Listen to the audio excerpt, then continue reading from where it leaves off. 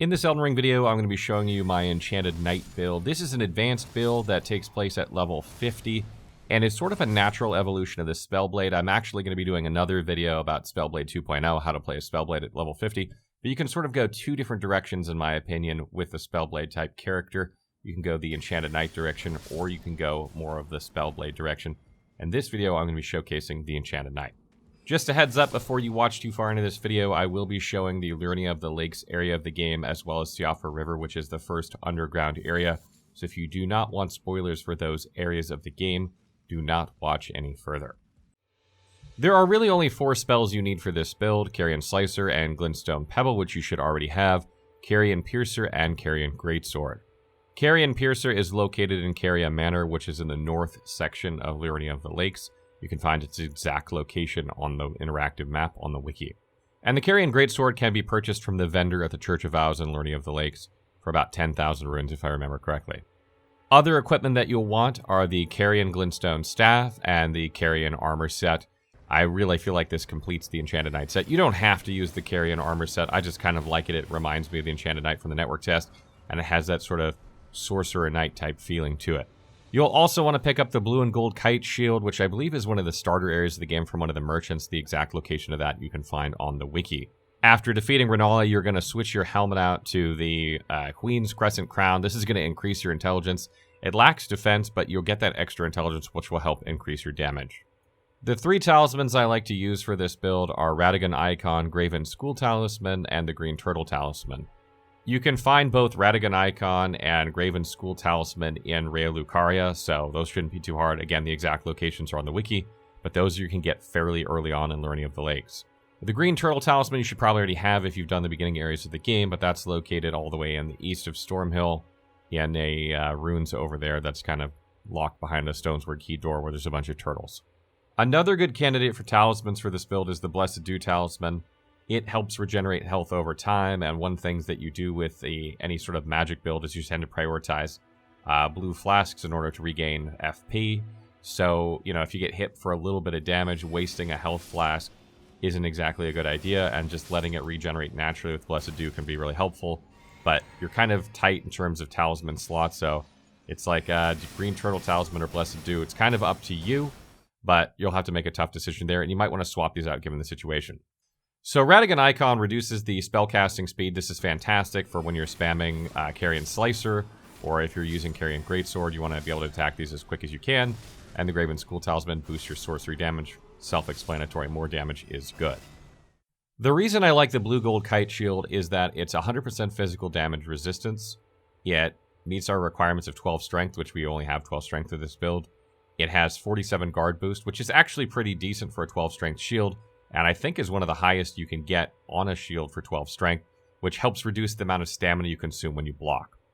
So essentially the way I have this build set up is I have my staff in my right hand and my shield in my left, and I use my spells, basically Glintstone Pebble, Carian Slicer, Carian Piercer, or Carian Greatsword, depending on the situation, and that's my primary source of attack. Carian Slicer, as you've probably already figured out, just absolutely melts enemies if you can get the drop on them. A lot of enemies it'll stagger. A lot of bosses, it just rips health off. It costs almost half the mana or FP of Glintstone Pebble at 4 FP per swing, which means if you have 96 or 100 FP, which is about what we're going for with this build at level 50, you're going to get like 24, 25 swings off before you need to, you know, use a flask, which is fantastic. So Carian Greatsword costs 16 FP, which factors nicely into that 96 number or 100 number we're going for. That's 6 swings at 96 FP, or 6 swings and 1 Carian Slicer at 100 before you need to chug a pot, which is great. And this weapon does more damage than Carian Slicer per swing, but it never will ever be able to keep up with Carian Slicer in terms of damage per second. Carian Slicer is just too fast, and it costs way less, and you can just do way more damage with 1 FP bar full of FP than you're ever going to be able to do with the Greatsword. The Greatsword is very, very situational. It has great range, and it's great on horseback because Slicer just doesn't have any range at all. Very, very good on horseback. But also great in situations where you know you can't stagger something well with Carian Slicer, or when you're outnumbered. Like, there's a lot of cases where an enemy will be staggered by the Greatsword, but won't be staggered by Carian Slicer, and you know if you can just keep spamming the Greatsword fast enough, you can keep them staggered, and even if it's not as mana efficient, you won't die, which is good. Talking about Carian Piercer, this ability is so mana inefficient, you're not going to use it that often. But what I use it for primarily is NPC invaders. This thing absolutely throttles NPC invaders. They just run into it over and over. Their AI is really bad against this skill, so it works really well there. And it can work well sometimes on horseback. The problem with it is the damage is very high, but it just costs so much FP, you're not going to use it all that often. So use it very, very situationally. Have it there for when you need it. Maybe you need a little bit of reach against, you know, a long-reaching enemy that has like a spear-type weapon. It can work really well in those situations. And Glintstone Pebble is pretty self-explanatory. It gives you a range option for scenarios where you might need range. You're not going to use it very often, but maybe an enemy's across the way and you can't get over to them because there's no way to get to them. You can take them out.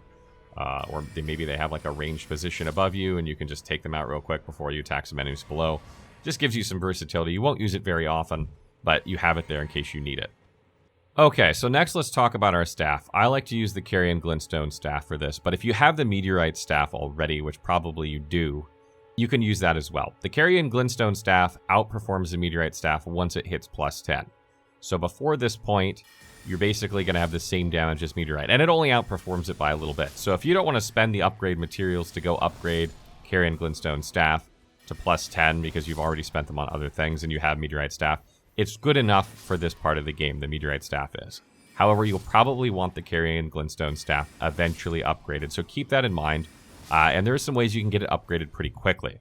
If you head over to the Rea Lucaria Crystal Tunnel on the right side of Liurnia of the Lakes, if you kill the boss there, you'll get a bell bearing that you can turn into the Twin Husk Maiden, that then she'll start selling you smithing shards 1 and 2, so you can actually just buy them for runes. So if you farm runes by killing some enemies, or maybe you co-op a couple bosses, you can get that staff up to +6 if you don't have enough of those materials really quickly, and then you just need to use 3 and 4s that you have to get it to +10. Once it's at +10, it'll be better, and obviously from that point onward, it'll outperform Meteorite staff better and better with each upgrade. If you're using a different staff, like the Demi-Human staff, or any other staff, like if you're carrying over from the Spellblade build, you can just stick with that if you don't want to bother upgrading the Carian Glintstone staff. Just keep in mind that eventually that staff will be better, and so you might want to like sort of farm some upgrade materials to just get it done. I don't know exactly how much the Carian Glintstone staff seems to upgrade the sword sorcery's damage, but it seems like 20% based on my testing. If you have 2 staffs that theoretically have the same scaling or sorcery scaling, Carian Glintstone staff should do about 20% more damage with those. That's just a rough estimate based on the numbers I've seen, because I don't have my Carian Glintstone staff at exactly the same scaling as the Meteorite staff.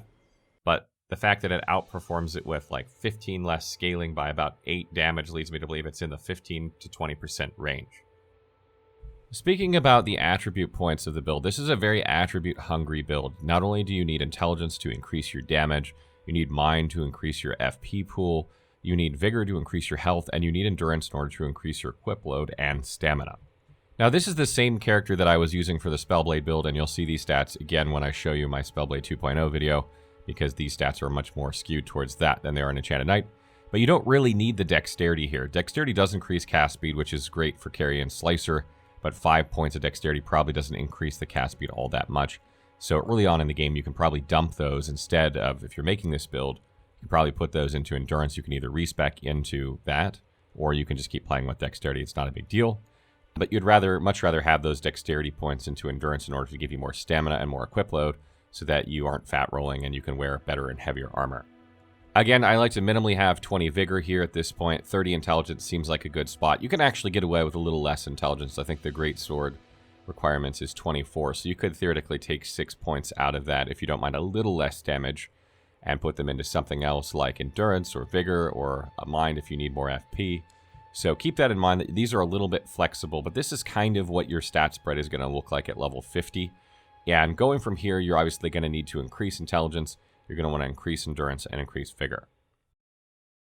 Just a couple of other tips before I end this video. Make sure you get your 3rd talisman's pouch from after you defeat Renalia by talking to the Enya woman inside Roundtable Hold. She'll just give you a 3rd one. So if you're wondering where do you get the 3rd one, defeat Renalia in the Rea Lucaria area, and then go in there and talk to her, and she'll give you one, and that'll give you your 3rd talisman slot.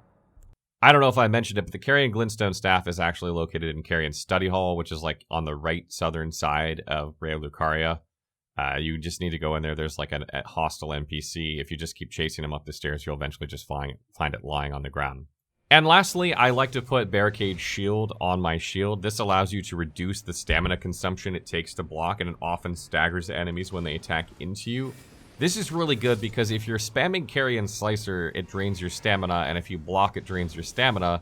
So you want to reduce the amount of stamina it takes to block so that then you can spam Carian Slicer with still lots of stamina left in your pool. So that pretty much wraps up our video on the Enchanted Knight. The next video is going to be an evolution of the Spellblade, sort of, you know, the other fork of how you can build a magic melee character. If you have questions about this build or the Spellblade, please leave them in the comments below, and I will try and answer them as soon as I can.